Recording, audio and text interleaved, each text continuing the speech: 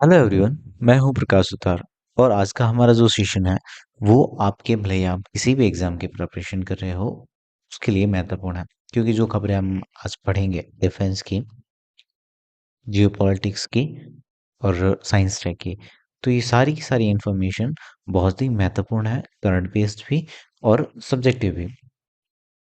तो जो हमारी पहली खबर है जो आपके एग्जाम में किसी भी रूप में क्वेश्चन के फॉर्मेट में अपीयर हो सकती है, वो पहली न्यूज़ है हमारी। भारत जो है वो रूस से 288 S-400 मिसाइल है खरीदने वाला है।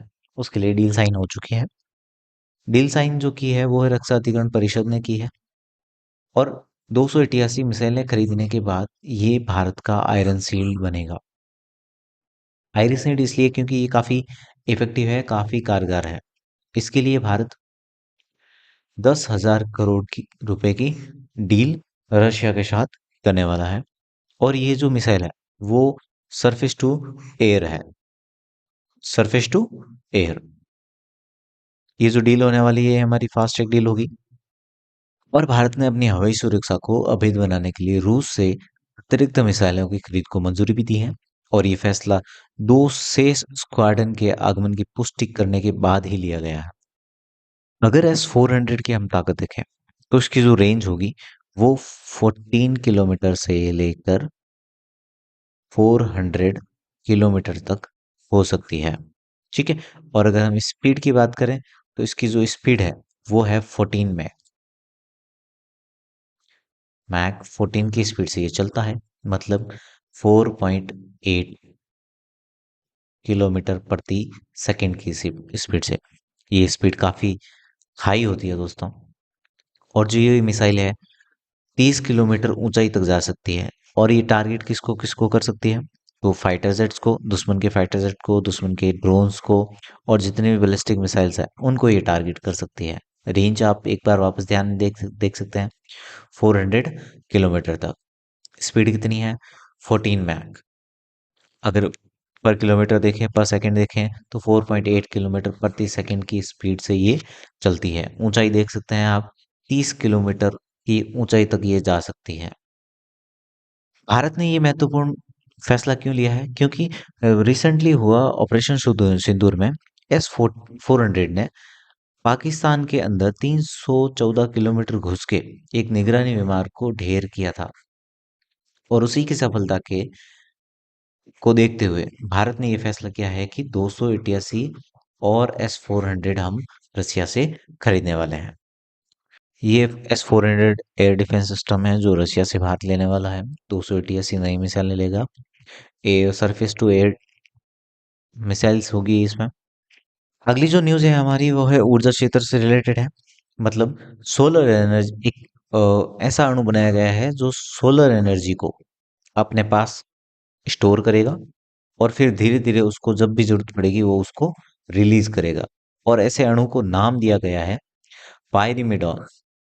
ये साइंस टेक वालों के लिए और साइंस टेक के पोर्शन के लिए काफी अच्छी न्यूज़ है, काफी बेहतरीन है, नया इनोवेशन है पायरिमिडॉन। अब ये खोज किसने की, कि इस अणु की खोज किसने की? तो यूनिवर्सिटी ऑफ कैलिफोर्निया के वैज्ञानिकों ने इसकी खोज की है। और ये एक नया कार्बनिक यौगिक है, कार्बनिक कंपाउंड है। ठीक है। और ये काम कैसे करता है?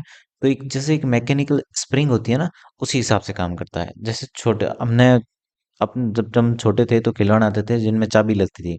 जब हम चाबी को घुमा के खिलौने को छोड़ते थे तो वो जो चाबी की एनर्जी है वो उस खिलौने को आगे बढ़ाने में काम लेती है। उसी प्रकार से ये अणु काम करता है। पहले सूर्य की ऊर्जा को अपने अंदर स्टोर करता है, अवशोषण करता है। ठीक है। फिर उसको स्टोरेज करेगा और फिर धीरे धीरे जैसे जैसे जरूरत पड़ेगी उसको हीट रिलीज करके उसकी ऊष्मा को काम में ले सकता है। और ये इसकी क्षमता कितनी है कि ये पानी को उबाल सकता है। इसका नाम देख सकते हैं, ब्रेमेडॉन है नाम, यूनिवर्सिटी ऑफ कैलिफोर्निया के वैज्ञानिकों ने बनाया है। ठीक है। और ये साइंस नामक जर्नल में ये न्यूज़ प्रकाशित हुई थी। ये भी याद रखना, करंट अफेयर में ये भी आ सकता है कि जो ब्रेमेडॉन की जो खोज है, जो भी अणु बनाया गया है, इसकी जो सबसे पहली न्यूज़ है वो कहाँ छपी थी? तो साइंस नामक जर्नल में प्रकाशित हुई है। ठीक है। और ये सूर्य की रोशनी सोखेगा, ऑब्जर्व करेगा और उसे सालों तक लॉक करके रख सकता है और जब भी जरूरत पड़े उसको काम में ले सकता है। ठीक है। और ये जो मैकेनिकल स्प्रिंग होती है, ठीक है, उसी के बेस पे ये काम करेगा। अगर हम इसकी एनर्जी की तुलना लिथियम बैटरी से करें, जो हमारी लिथियम आयन बैटरी आती है, जो हमारी करंट ईवीज में आ रही है, अगर उसके साथ इसकी तुलना करें तो ये लिथियम आयन बैटरी से 2 टाइम्स ऊर्जा ज्यादा देता है, एनर्जी ज्यादा प्रोड्यूस करता है। ठीक है बच्चों, जो लिथियम आयन बैटरी है वो हमारी 1.9 mg प्रति केजी के हिसाब से ऊर्जा जनरेट करता है, वहीं पायरिमिडॉन जो है 1.6 mg प्रति केजी के हिसाब से ऊर्जा प्रोड्यूस करेगा। ठीक है बच्चों, ये हो गई इसकी एनर्जी की तुलना। अगर हम कहें कि भाई इसमें कितनी एनर्जी आएगी, तो लिथियम आयन बैटरी से लगभग 2 गुना ज्यादा एनर्जी ये प्रोड्यूस करेगा, या फिर कहें कि ये लिथियम आयन से 2 गुना शक्तिशाली है। अगली जो न्यूज है हमारे भारत के लिए है, वो पासपोर्ट से रिलेटेड है। एक वर्ल्ड में एक संस्था है, Henley passport index. Henley passport index हर साल विभिन्न देशों के अलग अलग पासपोर्ट की क्षमता को नापने वाला एक इंडेक्स निकालता है, सूचकांक निकालता है, जिसमें 2025 में जो भारत की रैंक थी वो थी 85th रैंक। 2025 में कितनी थी? 85th rank. और अभी 2026 में जो वो रैंक हो गई है 75th रैंक, मतलब 10 स्टेप छलांग लगाई है भारत के पासपोर्ट ने। अब इससे फायदा क्या होगा कि भारत के जो नागरिक है, भारत के जो यात्री है, वो विश्व के 56 देशों में, 56 कंट्रीज में बिना वीजा के ट्रैवल कर सकते हैं, वीजा फ्री। 56 कंट्रीज में वीजा फ्री ट्रैवल कर सकते हैं। ठीक है। इस पासपोर्ट्स में उस देश को सबसे ज्यादा रैंक मिलती है जो सबसे ज्यादा देशों में वीजा फ्री ट्रैवल कर सकता है, उसको ज्यादा रैंक मिलेगी। और भारत 56 देशों में वीजा फ्री ट्रैवल कर सकता है, बाकी वालों में वीजा की आवश्यकता पड़ती है। तो सबसे महत्वपूर्ण न्यूज क्या हुई कि पिछले साल की तुलना में भारत ने कितने स्टेप बढ़ोतरी की है? तो 10 स्टेप बढ़ोतरी की है। पिछले साल कितना था? 85th पे था, और इस साल कितना है? 75th पे। तो ये दो न्यूज, दो डेटा याद करने लायक है। जारी कौन करता है? तो हेनले पासपोर्ट जो संस्था है वो जारी करती है। अब देख लेते हैं इसके टॉप 3 पे कौन है। सबसे पहले जो शीर्ष पे है वो है हमारा सिंगापुर। सिंगापुर के जो यात्री है वो लगभग 192 देशों में वीजा फ्री एक्सेस रखते हैं। जापान और दक्षिण कोरिया के जो यात्री है वो 187 देशों में एक्सेस रखते हैं वीजा फ्री। और स्वीडन और यूएई, ये 186 देशों में वीजा फ्री एक्सेस रखने की क्षमता रखते हैं, इसलिए इनको रैंक ज्यादा दी गई है। सिंगापुर 1 नंबर पे है, जापान 2 नंबर पे है, और स्वीडन और यही तीसरे नंबर पे है। और ये जो सुधार हुआ है 10 स्टेप का, इससे भारतीय यात्रियों के लिए ग्लोबल मोबिलिटी में भारी वृद्धि होने वाली है, और वृद्धि को दर्शाता है। अगली न्यूज एशिया से रिलेटेड है। एशिया में जियो पॉलिटिक्स कुछ चेंज हो रही है। एशिया का एक देश है, विश्व का देश है, जिसे उगता हुआ सूर्य का देश भी कहते हैं, जिसका नाम है जापान। जापान को पहली महिला प्रधानमंत्री मिली है, या फिर कहें कि जापान की पहली महिला प्रधानमंत्री बनी है। नाम इसका है सानाई ताकाइची। सानाए ताकाइची। ठीक है। ये नाम भारत के विभिन्न सारे खूब सारे कॉम्पिटिटिव एग्जाम में पूछा जाता है कि हाल ही में जापान में कौन पहली महिला प्रधानमंत्री बनी है। ठीक है। इंपॉर्टेंट इसलिए भी है क्योंकि ये जापान की पहली महिला प्रधानमंत्री है, और इसकी पार्टी कौन सी है? Liberal democratic party, LDP. ठीक है। तो ये खास हो जाता है।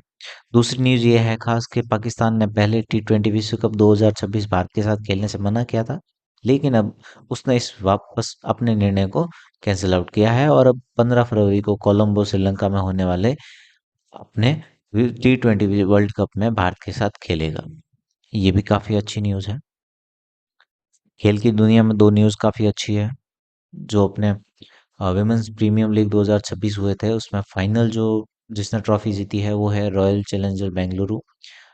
आरसीबी के लिए दूसरी काफी अच्छी खबर है, क्योंकि जो मेंस प्रीमियम लीग था, आईपीएल था 2025, वो भी आरसीबी ने जीता था, और वुमेन प्रीमियम लीग 2026 भी आरसीबी ने जीता है। ये मैच 15 फरवरी को हुआ था वडोदरा में, और सामने थी दिल्ली कैपिटल्स, जिसको 6 विकेटों से आरसीबी ने हराकर ये खिताब जीता है। एशियन इंडोर एथलेटिक्स 2026 की एक काफ़ी अच्छी, काफ़ी बेहतरीन न्यूज़ है, जो काफ़ी हाईलाइट भी है। तेजस्विनी शंकर नाम करके एक एथलीट है, जिन्होंने गोल्ड मेडल जीता है पुरुष हेप्टाथलॉन में। 3 चीजें, किसने जीता है? तेजस्विनी शंकर। कौन सा पदक जीता है? स्वर्ण पदक। किस प्रतिस्पर्धा में? पुरुष हेप्टाथलॉन। ठीक है, इवेंट कौन सा था? Asian indoor athletics 2026। ये 4 चीजें यहाँ ध्यान रखने योग्य है। और जो अंतिम हमारा एक प्रश्नोत्तरी है, इसका सवाल उत्तर आप कमेंट में देंगे कि 8 फरवरी 2026 के चुनाव के बाद जो जापान की पहली महिला प्रधानमंत्री बनी है, उसका नाम आपको कमेंट बॉक्स में करना है। और ये सेशन अगर आपको पसंद आया हो तो अपने दोस्तों के साथ शेयर करें, इस सेशन को लाइक करें। धन्यवाद। अगले सेशन में मिलते हैं।